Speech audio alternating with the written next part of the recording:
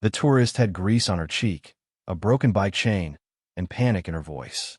Most folks just pass her by. But a single dad, worn jeans, calloused hands, and a heart too big for his own good, stopped, fixed it for free, and didn't even ask her name. The next morning, 3 helicopters landed in front of his trailer. Before we dive in, drop a comment with where you're watching from, and don't forget to hit subscribe for more videos like this. Let's begin. The air reeked of gasoline and sweat. A single dad named Jake Mercer, 38, leaned under a battered pickup at his small-town garage just outside Flagstaff, Arizona. His 9-year-old daughter, Lila, sat a few feet away, scribbling in a tattered notebook while humming Taylor Swift. Their bond? Unbreakable. Their money? Barely enough to keep the lights on. That's when she appeared. A woman in her late 20s, sun hat, oversized sunglasses, wind-blown blonde curls, and a busted rental bike with a twisted chain. She looked like she hadn't touched a toolbox in her life. She was lost, red-faced, flustered, and clearly trying to hold herself together. Jake looked up, wiping sweat from his brow with an old rag. "You all right there?" he asked, walking toward her.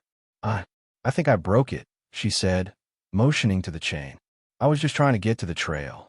He knelt down instantly. "Let me see that." "No, really, how much do you charge?" He chuckled, eyes twinkling with quiet strength.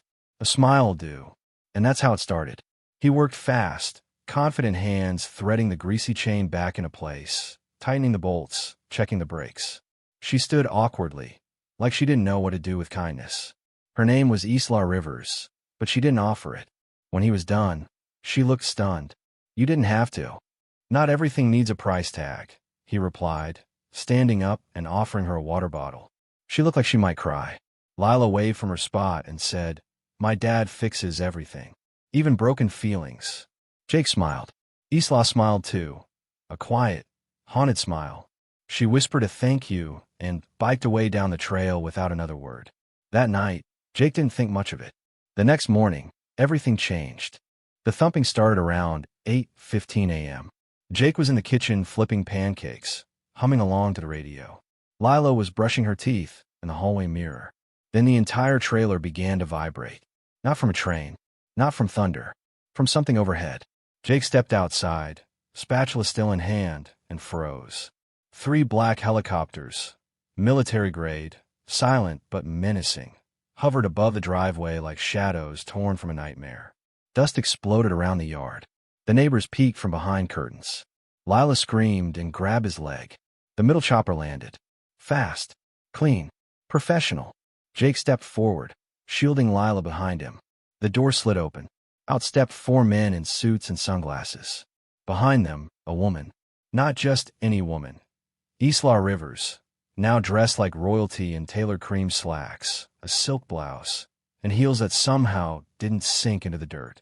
Her presence stopped everything. Jake blinked. "You?" She nodded, eyes searching his face for something. "I didn't know where else to go." Lila whispered, "Dad, is that the bike lady?" One of the suited men approached. "Mr. Mercer, we need to speak with you. Privately." Jake crossed his arms. "About what?" Isla stepped forward. "About me," she said softly, "and what you might have saved me from without knowing it." Jake's jaw tightened. "Lady, I just fixed a chain. I didn't save anybody." But the look in her eyes said otherwise. Isla took a deep breath. "There are people looking for me. Dangerous people. Well, you'd have gave me 5 hours I desperately needed. You kept me off the radar." Jake frowned. "Are you in trouble with the law?" "No," she said. "Worse. With my family." Jake blinked. "What?" Isla looked over her shoulder, as if checking for ghosts. "I'm the only daughter of Magnus Rivers, CEO of Rivers Tech." Jake's stomach dropped. Rivers Tech, one of the biggest private defense contractors in the U.S. That name was on every military-grade system in the last decade. "My father wants me under control. I said no to a deal that could put innocent lives at risk. I left. Went off-grid. You helped me stay off it." Jake looked from her to the helicopters. "You're saying your own dad is after you?" "I'm saying you're the first person in a long time who did something kind for me without asking for anything." Jake didn't know what to say. Lila clutched his hand tighter. One of the agents stepped forward. "Sir, we can assure you this won't impact your safety. However, the Rivers family has dispatched a private security unit to retrieve Miss Rivers against her will. She's invoking temporary sanctuary with you. Jake raised an eyebrow. What am I, a safe house? Isla looked at him, almost pleading. Just for a few days. Jake stared at her. I'm a mechanic. With a trailer. And a daughter. You're also the only person I trust right now, she said, her voice breaking for the first time. Please. The words hung in the air like the blades of those helicopters still circling above.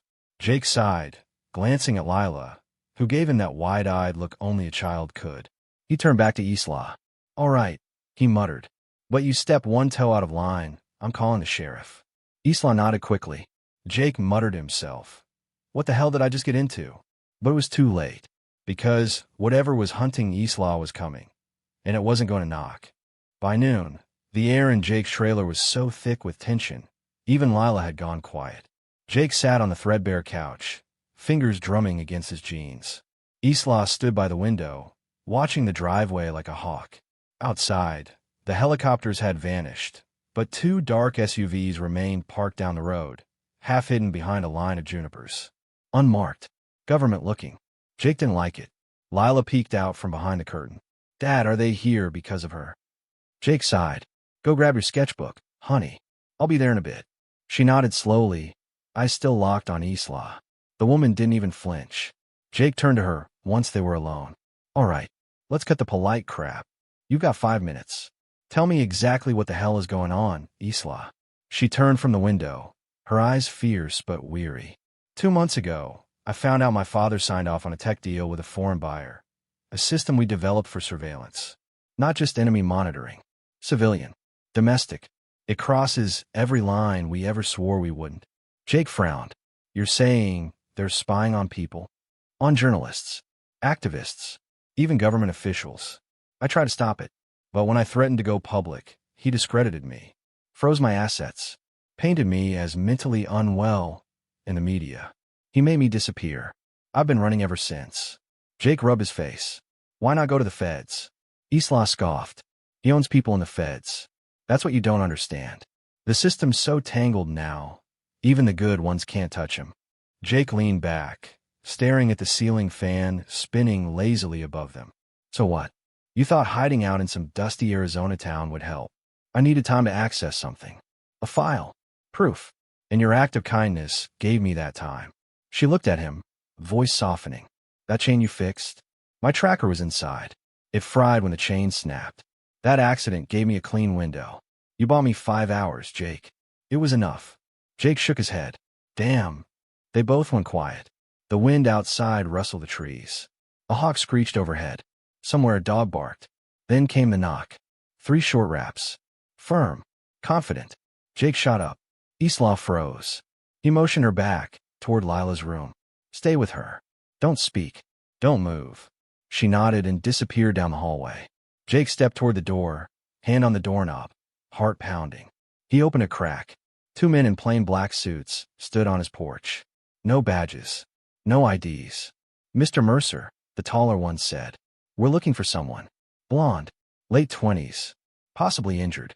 Maybe using an alias. Jake stared at them. You the FBI? No, sir. Private security. We've been authorized by her family. Jake raised an eyebrow. And you think she's here? The shorter man leaned forward. We've got drone footage showing her in this vicinity. You're not in trouble, Mr. Mercer. We just need to verify she's not in danger. Jake folded his arms. You want to search my place? It would make things easier. Jake didn't blink. Without a warrant? Not a chance in hell. The taller man's smile faded. We'd hate for this to escalate. Jake stepped out, closing the door behind him. You got 5 seconds to get off my porch before I escalate it for you.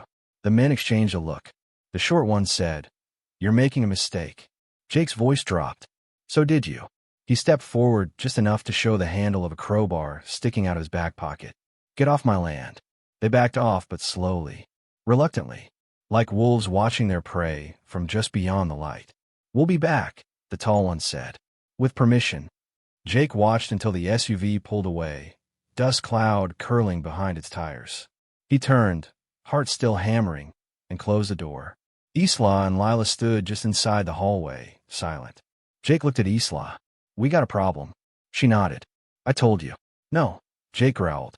You told me a version. Now I need the rest. She hesitated. He snapped. My daughter's in this now. You understand that? She's 9. This ain't just some weekend retreat for you anymore. You dragged us into a damn storm. Isla's eyes glistened. I didn't mean to. I swear. I was going to keep moving. Jake cut her off. But you didn't. So now you better make this worth it. She stepped forward, pulled out a small silver drive from her boot, and held it up. This is the proof, she said. The original signed contracts. The bribes. The surveillance blueprints. Every file they're willing to kill for. Jake stared at the drive. You don't have to help me, Isla whispered. But if this doesn't get out, they'll keep ruining lives. Quietly. Permanently. Lila's small voice broke the silence. Is she a bad guy, Dad? Jake looked down at her, then back at Isla. And for a long, soul-crushing moment, he didn't know the answer. But what he did know was this. No little girl should ever have to grow up in a world where kindness gets hunted. So he made a choice.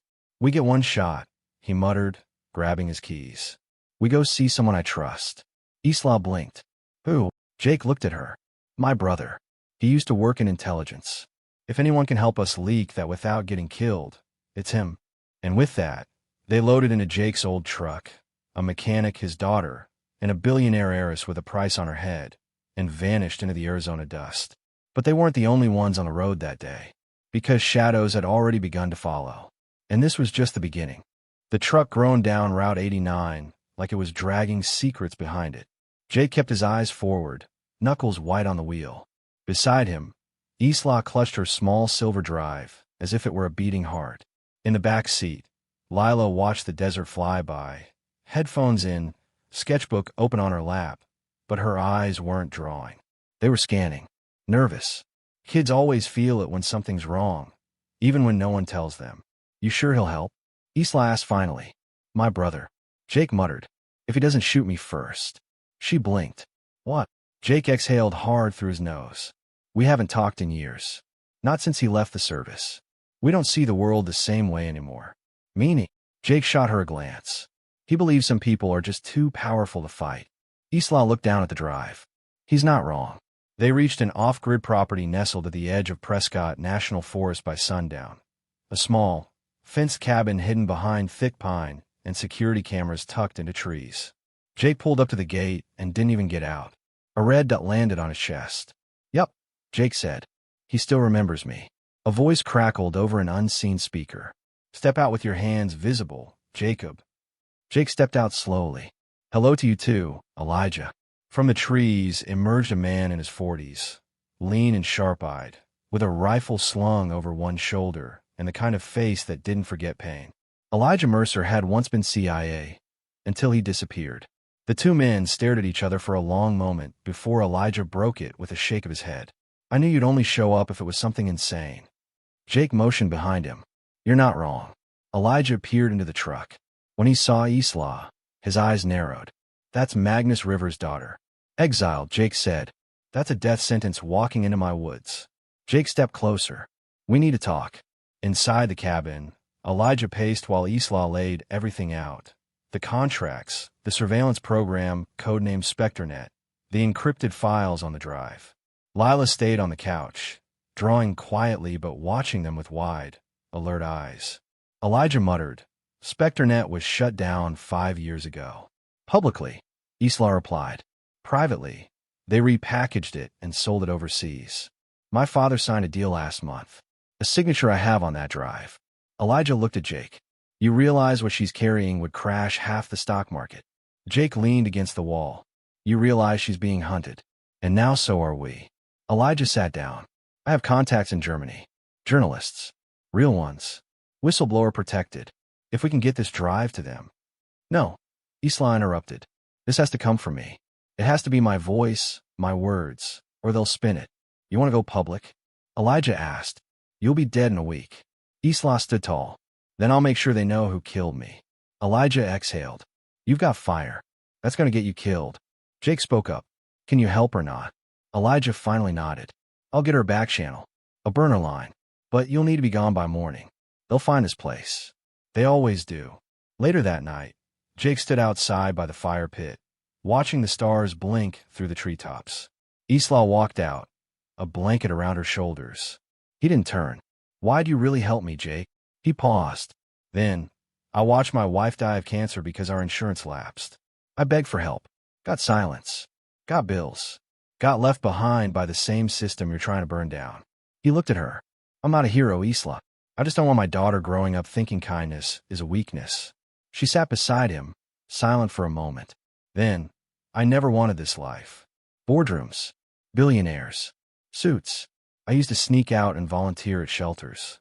Jake turned. What happened? My mother died, she said, voice brittle. And my father started turning me into a product. They sat in the quiet, two strangers orbiting trauma. Isla whispered, Thank you for seeing me like a person. Jake said nothing, but his silence was heavy with meaning. The next morning, before sunrise, Elijah handed Jake a flash drive. Backup of her files. In case you're compromised. It's triple encrypted. Thanks, Jake said. And Jake. Elijah added, eyes hard. If you ever bring someone like this to my doorstep again, make sure you come armed. Jake gave a dry chuckle. Deal. They left just as the first helicopter passed overhead, slicing the sky in half. The storm was coming faster than any of them realized. Jake's old truck sped down the winding road out of Prescott, like it was fueled by adrenaline alone. In the back seat, Isla clutched the encrypted backup drive, white-knuckled. Lila had fallen asleep with her head against the window, her sketchbook slipping from her lap. Jake kept glancing in the rearview mirror, every flicker of headlights behind them tightening his grip on the steering wheel. You sure your brother's safe? Isla asked, voice low. Jake nodded once. He knows how to vanish. He's been off-grid longer than most people have been online. He'll burn everything before they touch him. Good, she whispered. Because they'll come for him next. By midday, they reached Phoenix. Jake drove to a safe house an old army buddy had once told him about. An abandoned motel near the edge of the city, surrounded by crumbling walls and silence. He parked behind it, out of view, and ushered Isla and Lila inside. The plan was simple. Use Elijah's back channel to connect Isla with a European journalist who could safely leak the documents. Then disappear. But nothing ever stays simple. The moment Jake powered on the burner laptop Elijah gave him, the screen flickered. A message popped up. We see you. He yanked the battery out instantly. Isla's face went pale. They're in the network. That fast. Jake nodded grimly. They were already watching. Suddenly, Lila screamed. Jake spun around. Lila. She stood at the door, eyes wide, pointing to the window. A red laser danced on the curtain. Down! Jake shouted, grabbing Lila and Isla and pulling them to the floor as the first shot cracked through the window, shattering glass across the room. They crawled to the bathroom, hearts racing, Jake shielding them both as more shots tore through the drywall. Outside, the sound of boots crunching on gravel. They're moving in, Isla whispered. Jake pulled a wrench from his belt. Stay here. Lock the door. Do not come out until I say. He crept to the other side of the room, glass crunching underfoot, and waited near the door. When it creaked open, Jake struck hard. The first man went down without a sound. Jake yanked the man's weapon, checked the mag, and moved fast. Two more were outside. He spotted their shadows through the slits in the curtain. He burst out, gun raised. They weren't expecting resistance. The first dropped as Jake fired. The second bolted. Jake didn't chase. He slammed the door, dragged furniture in front of it, and ran back. Out the back. Now, they fled into the alley behind the motel, Jake helping Isla carry Lila, who had scraped her knee in the chaos. He got them to the truck and peeled off, the tires kicking up dust as bullets pinged off the bumper.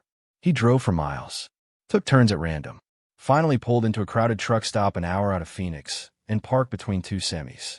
Silence fell like a hammer. Lila clung to Isla, tears streaking her cheeks. Jake paced. This isn't just about whistleblowing anymore, Isla said finally. This is war. Jake nodded. And it's time we stop playing defense. Isla frowned. What do you mean? He turned, eyes sharp. We give them a taste of what it's like to be exposed. She stared. You want to go public? No, he said. I want them to think we already did. Jake pulled the backup drive from his jacket. We fake a leak, he said. Let them scramble. Buy us time. Then you choose who gets the real story. Won't they retaliate? She asked. They already are. Jake replied. She swallowed hard. Let's do it. Over the next hour, In the cramped cab of that truck, Jake and Isla created a decoy upload. Using open networks, old burner accounts, and some tricks Elijah taught him, Jake made it look like the files were posted to multiple encrypted forums across the globe. The reaction was immediate. Within 20 minutes, Rivers Tech stock began to dip.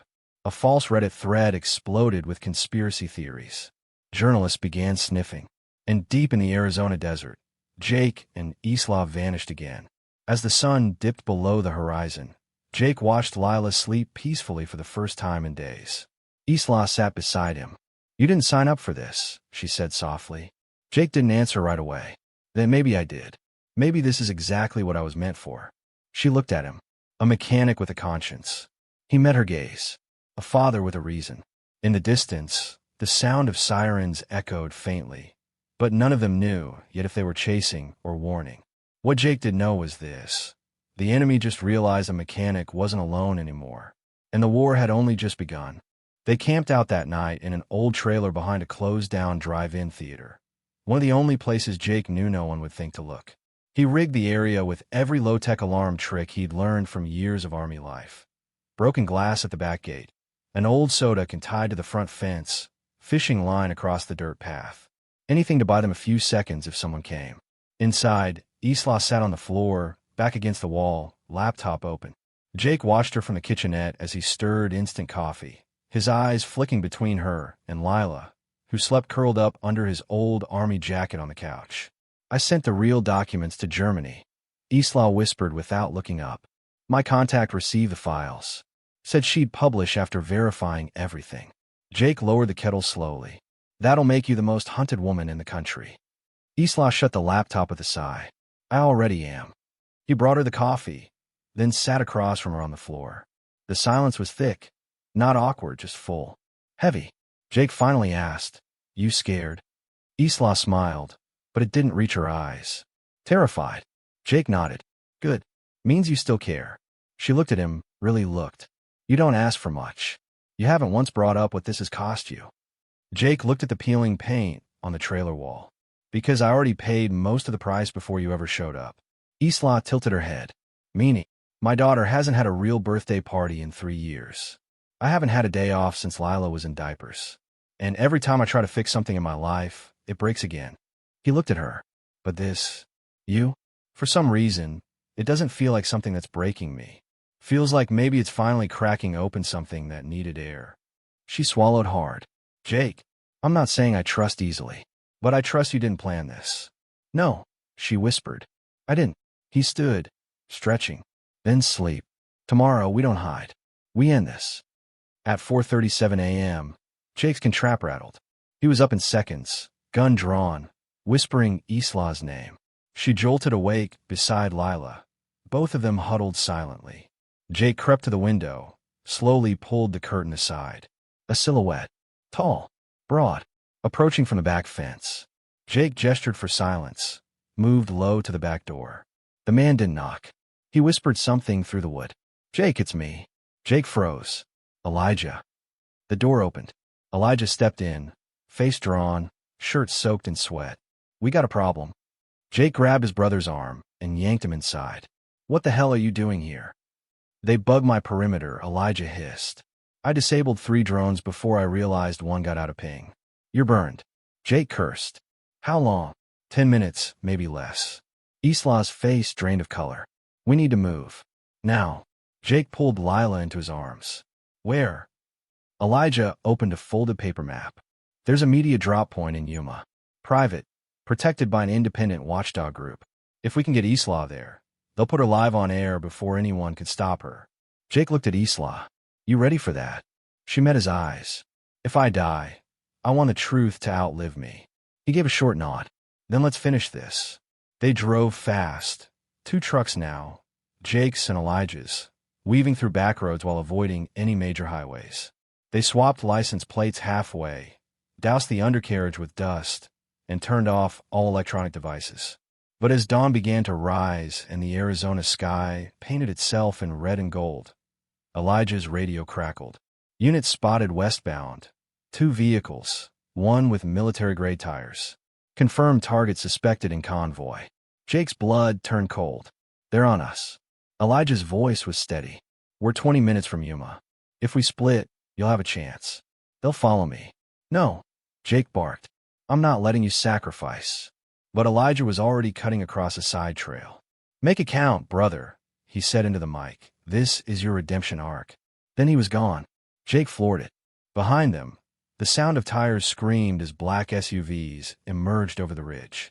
Isla gripped Lila's shoulders. "Cover her eyes." Bullets tore through the dirt beside them. Jake swerved violently, then suddenly spun the wheel left and launched the truck off-road, barreling down a dry wash.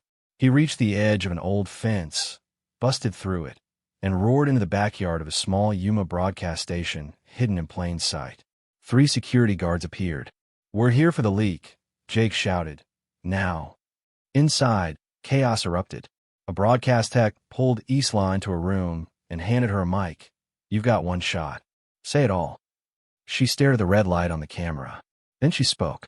"This is Isla Rivers, daughter of Magnus Rivers. What I'm about to share is the truth you were never meant to hear." Outside, as the first black SUV tore around the corner, Jake stood in the doorway, crowbar in one hand, pistol in the other. He didn't care anymore. Let them come. Because this time, the world was watching. The countdown timer ticked down to 0. Then, the red light blinked on. Broadcast live on every social media platform, every independent news channel that still took risks, and every back-channel whistleblower site worldwide. Isla Rivers told the world everything. She looked into the camera with bloodshot eyes and a voice like tempered steel. "My name is Isla Rivers. I'm the daughter of Magnus Rivers, CEO of Rivers Tech. Today, I come to you not as an heiress or executive, but as a citizen, as someone who can no longer stay silent." In real time, data scrolled across the screen behind her. Leaked memos, signed contracts, surveillance blueprints, SpectreNet, in full. She revealed how the company had rebranded a canceled government surveillance system and sold it to multiple international buyers, including domestic law enforcement units and rogue nations. Her voice didn't tremble when she said, "They didn't just want to track enemies. They wanted to watch everyone. Every call, every camera, every keystroke." Outside, Jake stood guard at the main entrance of the Yuma Media building with a half-loaded pistol and 2 remaining rounds in his pocket. He watched as a black SUV screeched to a stop 100 yards down the road. Men in suits jumped out. Jake cocked his pistol. Not today. Another car pulled up behind the first. But this time, it wasn't black. It was marked FBI. Jake raised an eyebrow as a woman in a Navy windbreaker stepped out and held up a badge. "Federal Agent Marissa Boone. We're here to protect the whistleblower." Jake lowered his weapon slowly. "Could have used you 2 states ago." She gave a slight smirk. "We weren't sure she was still alive." Behind him, the building doors opened. Isla stepped out, her face pale but victorious. Lila followed, holding her hand. Jake walked up. "It's done." Isla nodded slowly. "It's out. Every piece of it." Agent Boone said, "There's going to be fallout. Massive fallout. Your father, he won't survive this." Isla looked at her. "I didn't want revenge. I wanted justice." Boone nodded. "You're going to need protection. Witness security." Isla glanced at Jake, then down at Lila. "I'm not running anymore." Boone opened her mouth to argue, then paused. Something in Isla's eyes stopped her. Jake stepped in. "You got a plan, Agent?" Boone's tone softened. "Yes, but you're not going to like it." 1 week later, the headlines were everywhere. Daughter of Defense Mogul blows whistle on global surveillance program. Magnus Rivers arrested in corporate espionage and bribery scandal. Whistleblower Isla Rivers in protective custody following explosive broadcast. Mechanic father credited with assisting in leak that shocked the nation. Rivers Tech's stocks cratered. Their board was dissolved. Arrests swept across international lines. People started asking questions they'd been too afraid to ask before. And Jake Mercer? He disappeared from the spotlight. By agreement. By design. 3 months later, somewhere in Montana, snow blanketed the earth like a soft secret. Inside a remote farmhouse, Jake worked quietly beneath a car hood while Lila built a snowman out front. The world had moved on, but he hadn't. He liked it that way. A familiar truck pulled up. Isla stepped out, bundled in a scarf, her breath forming clouds in the crisp air. Jake looked up. "You found us." "I had help," she said with a smile, tapping her phone. He grinned, wiping his hands. You look alive. She stepped closer. So do you. They didn't say anything for a moment. Then she said, I'm starting a nonprofit. To protect whistleblowers. To keep the truth breathing. Jake nodded. You'll need someone to fix the servers. She tilted her head. You offering? I'm offering Lila a better future, he said. If that comes with fixing more than engines, so be it. She looked at him for a long time. We never got a proper goodbye. He shrugged. Then don't say goodbye. Lila ran over and hugged Isla tightly, laughing. The three of them stood in the snow. Not heroes, not fugitives, just people who chose the harder road because it was right. Jake finally said, I fixed a bike one morning. That's all it was. Isla smiled. No, she whispered. That was the moment the world began to change.